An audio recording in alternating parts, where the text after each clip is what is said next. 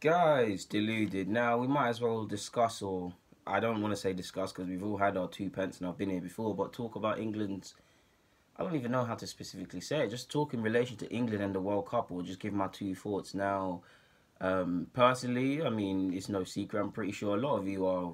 You got some. It happens every competition. There's some of us that are blindly optimistic about England, saying forget what happened to us in previous tournaments. This time's going to be different. It doesn't matter X, Y, Z.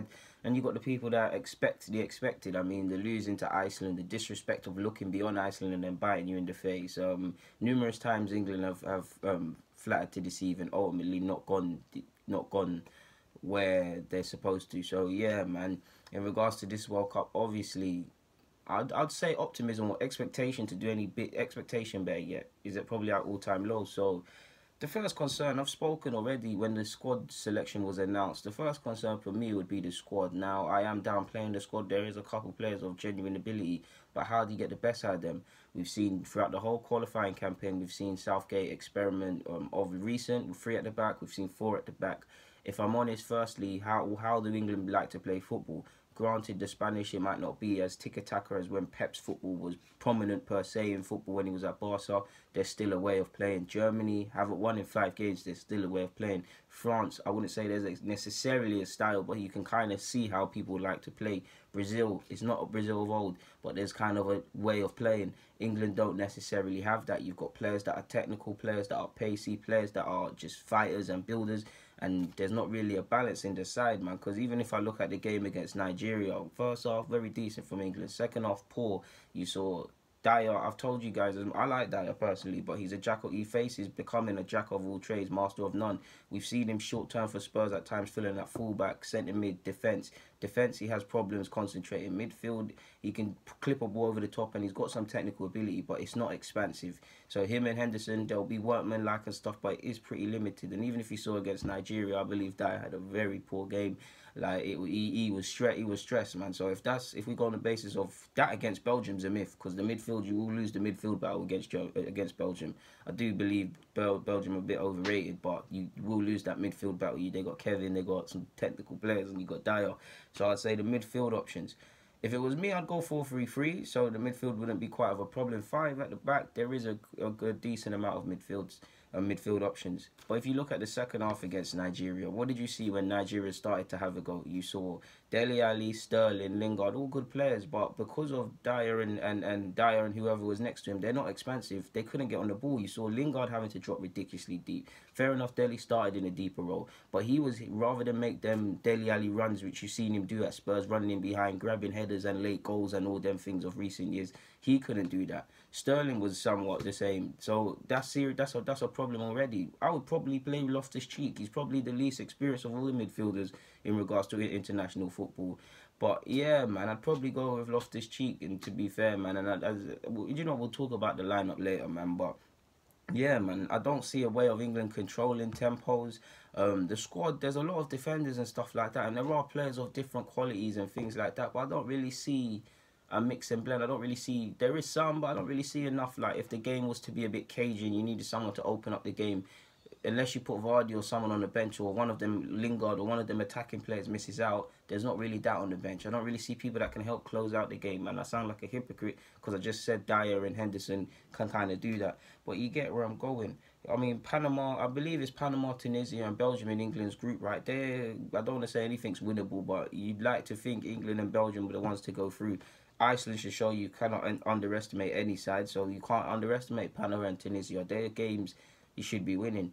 If I had to guess England's results, I'd probably say a win, lose, and a draw from their qualifying campaign. But they'll probably grab 2 wins now that I've said that.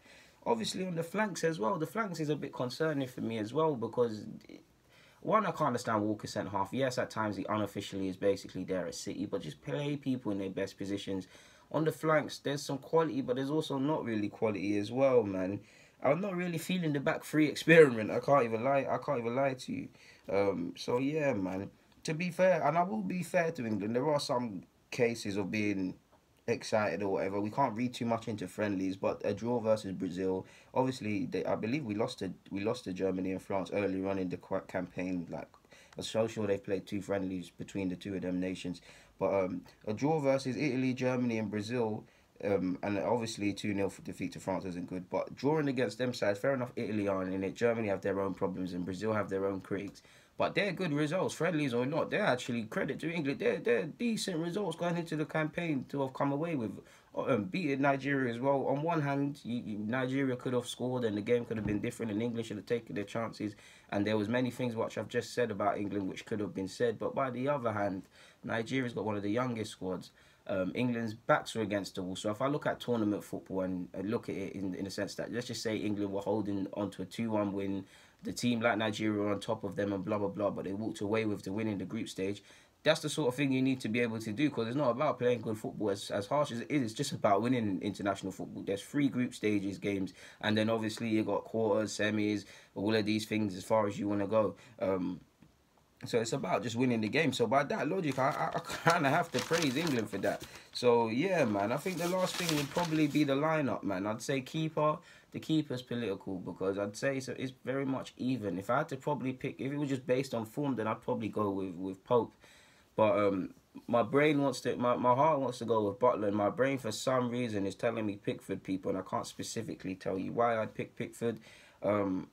In regards to the left back situation for England, my mind's gone blank for all their left backs. So I'd probably go 4-3-3. Pickford, Young, because I cannot think of another. Danny Rose is there. Do you know what? If Danny Rose is fully fit, I'm going with Danny Rose over Young, even though Young's been decent. Do you know what? Pickford, Danny Rose. Centre halves is pick your poison. So I'd probably say Stones and Cahill I've got here. Play Kyle Walker where he's supposed to play at fullback. Midfield is where it gets political, because Dyer gives you a bit of protection, but he doesn't really offer you anything else. So I do believe Henderson can kind of do that to a degree. So I'd probably go with Henderson and a wild card in Loftus-Cheek, to be fair. I believe we could use his box-to-boxness. He'd be next to Henderson per se. He could use his driving runs through the middle, etc. And this will allow Dele in a 10 role. I was going to go with Lingard, but Dele in a 10 role to drop deep as well, receive the ball off them too, or make runs in behind, because Loftus-Cheek can drive forward. Even Sterling could do the 10 role thing, and I believe he's got number 10. Up front, it's a bit political, because obviously you got to get Harry Kane in there. Sterling's got to play on the flanks, and you know what Welbs kind of gives you at international level, or gives a team. You might lack finishing and things, or you can go with someone like Lingard, who I believe you've got to take Lingard seriously in this for England, to be honest with you. Obviously, there's a case to start Vardy, and I want to start Vardy in this, but I didn't put him in the team to make a point. Is that we need to remember it's tournament football. There's going to be games where Vardy and Kane should start. There might be a game in that group stage where Vardy should start over Kane. None of them should start, or one's got to be on the bench. There's time, like if you play both, they're clearly England's 2 best strikers. You got Rashford on the flanks or up front as well. But if you play both of them and the game's going against you and both are moving a bit rusty, you're not looking like they're going to score. Bar the occasional Rashford or whatever, the options off the bench in regards to who looks like they can grab you a goal is kind of weak. So it's a tough one. Do you play Kane and Vardy consistently? And considering they're both going into this competition in a great run of form, especially Vardy towards the end of the season. I know Kane went off the ball a bit, but the man got, what, 29 goals? I swear he got 29 goals. I could be wrong on that, but I'm so sure Kane got 29 Premier League goals despite being injured there. So, and he's the captain as well, so even though I don't necessarily agree with it, nothing against him, he's got a point to prove for himself personally. But I ain't got nothing more to say, to be honest with you, man. Like, I don't think I need to add anything else. They're just my 2 pence going into the World Cup. I'll probably missed out hell of opinions, but guys, delete, get in the comments, subscribe, and do the rest if you wish.